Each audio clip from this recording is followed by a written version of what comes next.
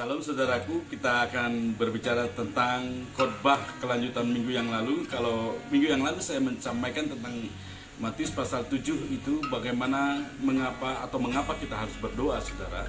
Di khotbah minggu yang lalu itu karena dengan berdoa kita membangun hubungan pribadi dengan Bapa, dan dengan berdoa kita menerima janji apa yang dijanjikan oleh Bapa. Bapa mendengar dan menjawab kita. Dengan berdoa kita menerima yang terbaik dari Tuhan. Nah, hari ini saya akan berbicara juga melanjutkan, kalau kita ingin menerima yang terbaik, maka ada dua hal yang harus kita akan lakukan. Yang pertama, khotbah hari ini adalah jika saudara atau umat-umat kerajaan ingin mendapat yang terbaik, ingin menerima segala sesuatu yang terbaik, maka ada dua hal yang perlu kita lakukan, saudara. Yang pertama, kembali saya akan menekankan kita berdoa kepada Bapa supaya yang terbaik itu terjadi. Di dalam Matius pasal 7 ayat 11, silakan dibaca. Jadi jika kamu yang jahat tahu memberi pemberian yang baik kepada anak-anakmu, apalagi Bapamu yang di surga, ia akan memberikan yang baik kepada mereka yang meminta kepadanya. Ya, jadi standar baik yang kita terima ini adalah standar baik bukan menurut manusia, saudara. Standar baik yang kita terima ini standar menurut Bapa, saudara. Jadi kalau Bapamu yang di bumi ini yang jahat tahu memberi yang terbaik, apalagi Bapamu di sorga yang pasti akan baik, dia pasti memberi yang terbaik. Jadi standar baik itu adalah standar dari Bapa. Karena itu kalau kita ingin menerima yang terbaik atau mendapat yang terbaik dalam hidup kita sebagai anak-anak kerajaan, maka rahasia yang pertama itu adalah menerima atau meminta, bukan menerima, meminta kepada Bapa dengan doa supaya kita mendapat yang terbaik, saudaraku. Yang kedua, saudaraku, kalau kita ingin memperoleh yang terbaik, ingin mendapat segala sesuatu yang terbaik dalam hidup kita, maka ayat 12 itu juga penting sekali, saudaraku. Segala sesuatu yang kamu kehendaki supaya orang perbuat kepadamu, perbuatlah demikian juga kepada mereka. Itulah isi seluruh hukum Taurat dan kitab para nabi. Jadi yang pertama tadi adalah perintah Bapa itu untuk menerima yang terbaik, kita minta kepada Bapa, berdoa kepada Bapa supaya Bapa kita yang di surga itu mendengar, mengetahui, lalu memberikan kepada yang terbaik.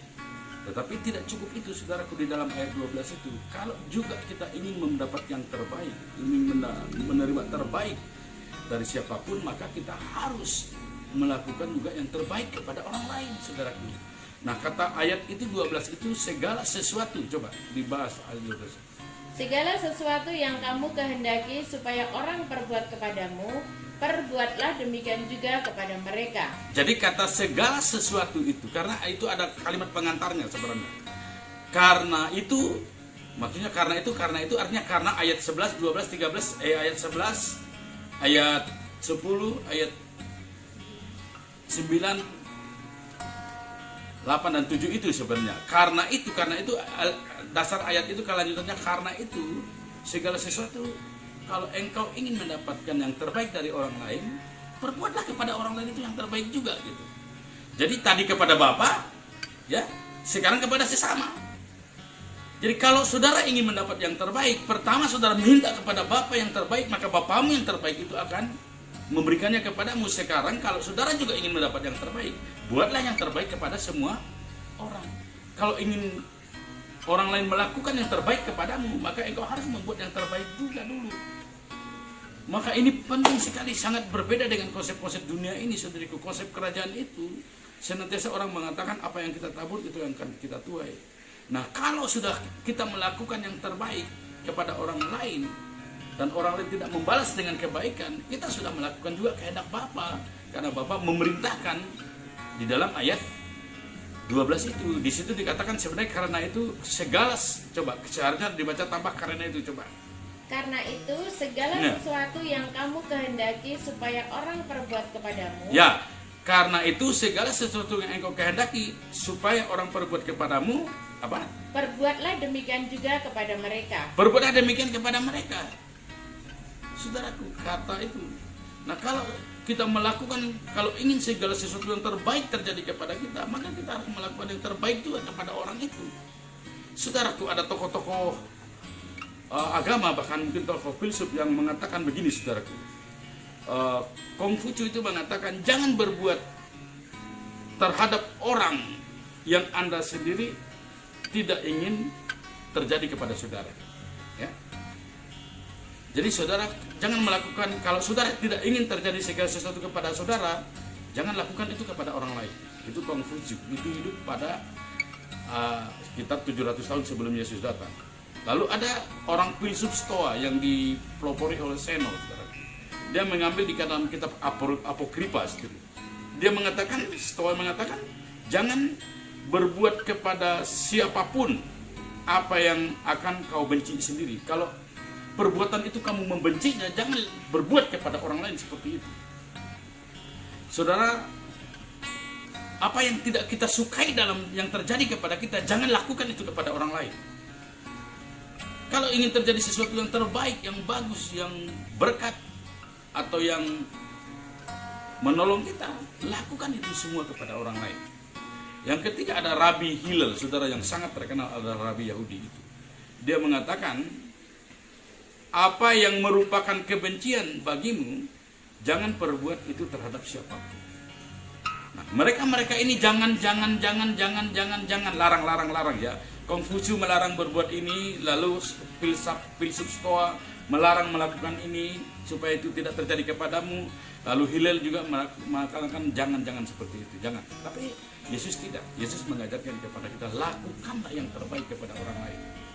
Yang ingin terjadi kepadamu, lakukanlah yang terbaik kepada orang lain. Saudara yang saya kasih dalam prinsip itu.